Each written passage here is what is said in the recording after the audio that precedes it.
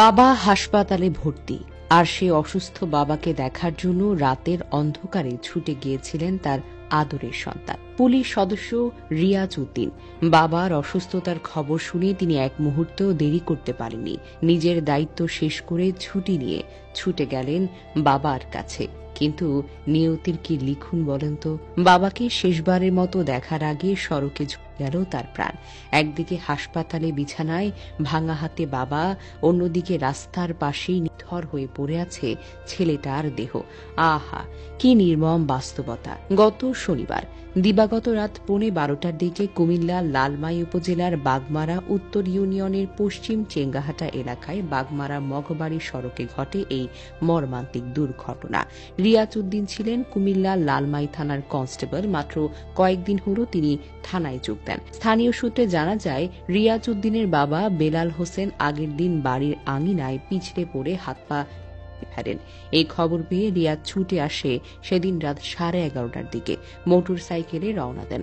কর্মস্থল থেকে মাত্র 2 কিলোমিটার দূরে পশ্চিম চেঙ্গাহাটা মোড়ে মোটর সাইকেলের নিয়ন্ত্রণ হারিয়ে সড়কের পাশে ডোবায় তিনি পড়ে যান।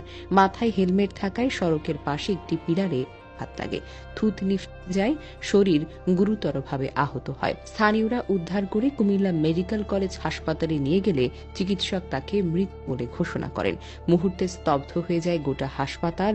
হাসপাতালের বেডে শুয়ে কান্নাজড়িত কণ্ঠে রিয়াজ উদ্দিনের বাবা বেলাল হোসেন বলেন, আমার অসুস্থতার খবর শুনে ছেলেটা ছুটি নিয়ে বাড়ি আসতে চেয়েছিল, কিন্তু আল্লাহ পাক তাকে চিরদিনের ছুটি দেবেন।